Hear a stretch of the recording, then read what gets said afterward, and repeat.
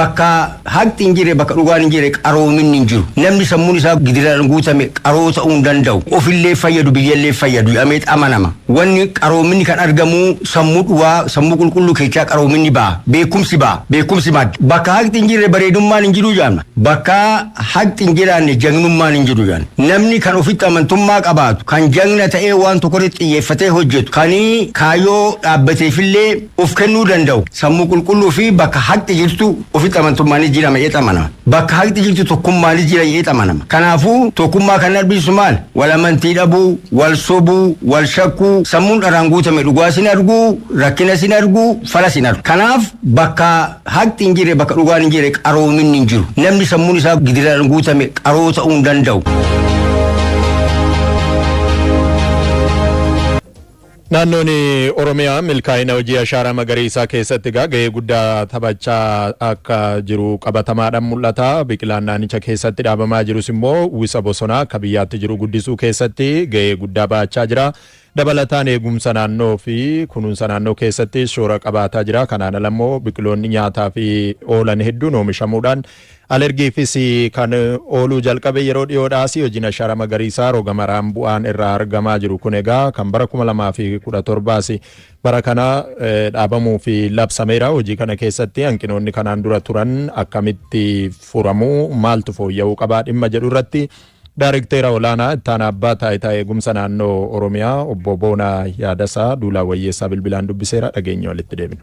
Obbo Boonaa Yaadasaa toora bilbilaarratti argamu keessaniif guddaa galatooma. Galatooma isinis. Waggoottan darbanii walittaan sudhaan hojiin ashaaraa magariisaa akka biyyaattis akka naannoo Oromiyaattis xiyyeeffannaa addaatiin hojjetamaa jira. Hojiiwwan waggoottan darban hojjetame irraa bu'aa akkamiitu argamaa jira laata achirraa jalqabnu keessumaa gama eegumsa naannootiin. Bara 2011 irraa kaasee hojiin ashaaraa magariisaa bal'inaan hojjetamaa turee jira. Biqiltuun hedduun dhaabbatee jira. Lafti hedduunis bosonaan uwwifamee jira. Akka naannoo Oromiyaatti waggaa 3 arfaniin duratti uwwisni bosona naannoo Oromiyaa dhibbeentaa 26.6 ture. Yeroo ammaa kana gara dhibbeentaa 29.7 hektaaraan ammoo miliyoona 9.9 ture gara hektaara miliyoona 11 gahee jira jechuudha. Kana jechuun ashaaraa magariisaa biqiltuu dhaabuun cinatti bosona garmalee miidhamee jiru deebisanii kunuunsuun qooda guddaa taphatee jira jechuudha. Biqiltuun barana dhaabnee waggaa 2-3 boodatti bosona hin ta'u garuu hojii hubannoo uumameen aadaa biqiltuu dhaabuu uumame kanaan banni uumama ture duraan garmalee miidhamaa ture baay'ee fooyya'ee jira. Haala kanaan nama mancaatiin bosonaa waggaa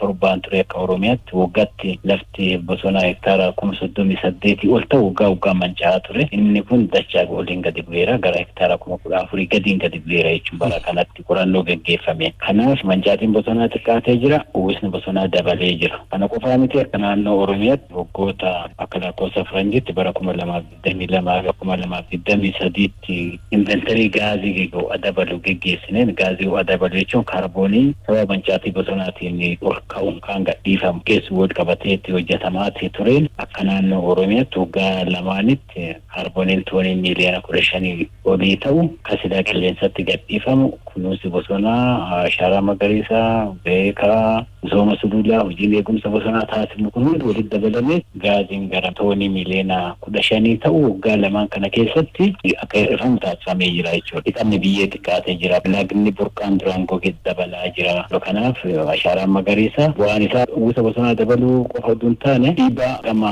mancaatii lafaa mancaatii bosonaa mancaatii qabeenya uumamaatiin dhufu hunda hir'isee jira jechuudha. Waggoottan darban kana keessa hanqinoonni turan kan akkamiiti laata hojii kana keessatti tarii bara kana fooyya'uuf qabu jettanii akka abbaa taayitaa keessaniittis kan adda baastan. Akka hanqinni tokko qophii biqiltuu irraa ta'an tokko akaakuu biqiltuu qophaa'uu irraa sanyii biqiltuu fooyya'aa biqiltuu dhaabbiif ga'e dursanii lafa qopheessuu lafa sanifama boolla qopheessuu boolla sana immoo haala saayinsiin jedhu saniin ammoo yeroo isaanii eeganii qopheessuu bal'ina boollaa gadi fageenya yeroo inni itti qophaa'u species site match wanne jedhamu jira biqiltuu akkamii lafa akkamii irratti dhaabna wanne jedhamu jira. Dhimmi kun rakkotu ture baay'ee. Gama biraatiin ammoo lafa dhaabbatu kana daangessaniit sheeffaayileen isaa fudhatameet daanga'eet kaartaan itti qophaa'ee lafti kun boroo ammoo hojii lafti kun misoomaa jiraachuu lafa bosonatti dabalamaa jiraachuu haala hordofuu danda'uun ragaa ammayyeessuu qabachuu irratti rakkoo ture lamaa sadiin dura yeroo asitti amma fooyya'aa dhufee jira. Fakkeenyaaf lafti qophaa'u sheeffaayileen isaa qophaa'ee kaartaan isaa qophaa'ee namni irratti gurmaa'ee abbaan biqiltuu san dhaabu beekamee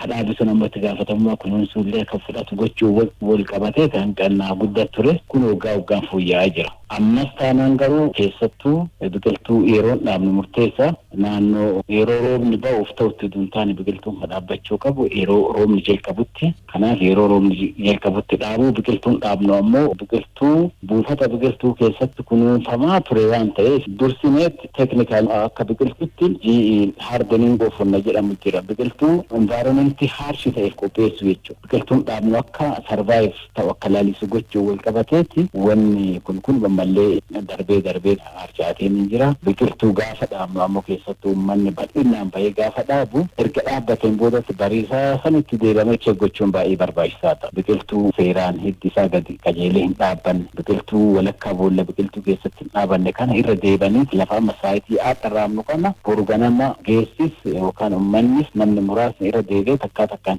godhaatti dhaabbiin isaa dogoggora ta'e sirreessaa deemuun baay'ee barbaachisaa ta'a jechuudha. Kunuunsi biqiltuu dhaabbatee guyyama dhaabbate sanirraa eegala. Dhaabuun duratti yeroo uummanni wal ga'e hubannoo gabaabaa kennaatu duula dhaabbitti akka galu gochuun baay'ee barbaachisaa ta'a jechuudha. Waggoottan darban hojii kun wayita hojjetamu akka miidiyaattis nu oolumaan turre wantoota taajjabne keessaa iddoo dhaabbii biqiltuuttiin qabiinsi biqilaa wajjin wanti wal qabatu kun biqilaan iddoo tokkotti gatamee haalli ittiin deemu taajabaa turree jira. Biqilaan kun immoo maallaqaan kan inni bitamu gama kan birootiin immoo pilaastikni biqilaatti ba'u kun qabiinsa isaa irrattis rakkootu ture. Dhimmoota akkasii kana akkamiin taajjabdan isin? Inni kun ammallee darbee rakkoon jira. Baay'ee dursee orienteeshin tokko namni biqiltuu dhaabu lubbuu tokko bakka tokko fuudhee bakka tokko geessaa jira kan jedhu kana namni dhaabu gaafatamummaa kanaa fudhateetti hubannoo kanaa argatee dhaabuun barbaachisaa ta'a. Kana yoo ta'e iddoo buufata biqiltuu irraa kaasee taga iddoo dhaabbitti geessuuf kunuunsa barbaada. Namni gariin mataa qabata harka cita. Biqiltuun baala isii walitti summanii qabachuu oduun taane meeshaan ittiin qabannu saaxinii yoo jiraate saaxiniin qabachuu wanni akkasii yoo hin jiraanne ammoo poolitiivin kan jiru yoo taate jala qabanna akka biyyeenis keessaan harcaanii bikoos biyya san waliin dhaabna waan ta'eef akka biyyeenis keessaan harcaane of eeggannoon qabatnee bakka saniin gahuun baay'ee barbaachisaa ta'a. Yeroo dhaabnus biyyee biqiltuu irra jiru sana facaafnee kadhaabne yoo taate lalisuu irratti rakkoon maqasiin yookaan waan qara qabuun suuta muranii biyyeen achi keessa jiru sun biqiltuu waliin dhufe sun haga biqiltuun uf danda'eeti biyyee bakka itti dhaqee sanitti hidda isaa diriirfateeti midhaa fi bishaan adda addaa argatutti lubbuun biqiltuu sanii biyyee waliin dhufe san irratti rarraate waan ta'eef biyyee san utuu hin tamsa'in suuta dhaabuun baay'ee barbaachisaa ta'a jechuudha. Qabiinsa pilaastikaa waliin dhaquu sana wajjin wal qabate. Qabiinsa pilaastika waliin dhaabuun illee rakkoo biyyee pilaastika keessaa jiru san illee jigsuun rakkoo. Utuu biyyeen sun keessaa hin jigin pilaastika tarsaasanii pilaastika san keessaa fuudhanii biqiltuu dhaabu. Pilaastika sun walitti qabamee ammoo bakka itti gatamuu qabutti bakka itti yookaan riisaayikil ta'utti walitti qabamuu qaba achi keessas turuu hin qabu waan ta'eef akkasitti yoo qabaa deeman gaarii. Ashaaraa magariisaa kanaan bu'aalee argamaa jiran keessaa tokko maddi bishaanii deebi'uudha naan jettanii jirtu. Kanaan dura seeraanis wantoonni ittifamaan akka jiranitti ta'ee biqiloota bishaan baay'inaan fayyadaman kana ijoo madda bishaanirra dhaabuu wajjin wal qabate naannoo kanatti olaata fooyya'insi jiraayi haalli jiru maal fakkaata seeronni ba'an isaa gammachiirra oolaa jiru. Fooyya'insi jira fakkeenyaaf amma biqiltuu biyya keessaa kana akaakuun biqiltuu fi baay'inni biqiltuu biyya keessaa dhaabbatu waggaa duraa irraa fooyya'aa dhufee jira. Maaliif uumamumaan biqiltuun biyya keessaa kun haala qilleensa biyyee bishaan naannoo sanii walsimu waliin waan jiruuf rakkoo baay'ee hin qabu. Biqiltuu egzootik ta'an alaa dhufan kana garuu fakkeenyaaf baargamoo fudhachuu dandeenya. Baargamoo madda bishaanii irratti yoo dhaabne baargamoon dafee guddataa garuu madda bishaan baay'ee waan barbaaduuf madda bishaanii san gogsaa deema. Espisha isaati maachillee wanni mareef jenne san biqiltuu akkamii eessarratti dhaabuu qabnaa kan jedhu. Madda bishaanii irratti fakkeenyaaf leemman yoo dhaabne leemman madda bishaanii gabbisaa deema. Burqaan hin jira bakka leemman jiru naannoo bishaanitti dhiyaatu yoo leemman dhaabaa deemne waan akka odaa dhaabaa yoo deemne mukkiin uumamaa jechuun noormaalii madda bishaanis qulqulleessanis gabbisanis mukkii uumamaan kanatti naannoo bishaanitti dhiyaatutti yoo isaan dhaabaa deemne qulqullinaa fi gabbina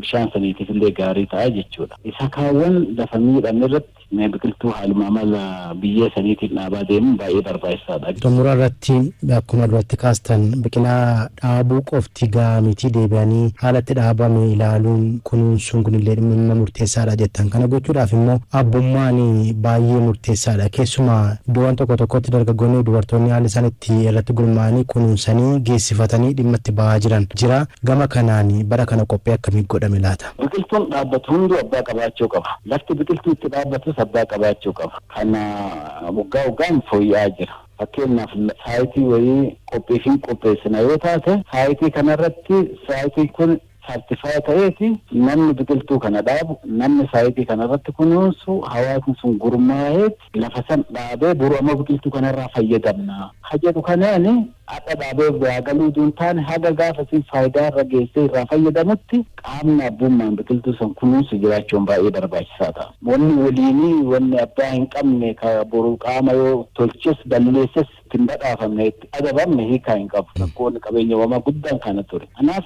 abbaatti godhaa deemuun baay'ee barbaachisaa. Gama kanaan hojjetamaa yoo deeme fooyya'insi hin jira jechuudha. Yeroo yerootti fooyya'insi jirus kanuma agarsiisa. Daayreektara olaanaa itti aanaa abbaa taayitaa eegumsa naannoo Oromiyaa obbo Boonaa Yaadasaa toora bilbilaa irratti argamtanii yaada bal'aa nuuf qoodaniif ulfaadhaa. Ulfaadhaa fayyaa ta'aa isinis.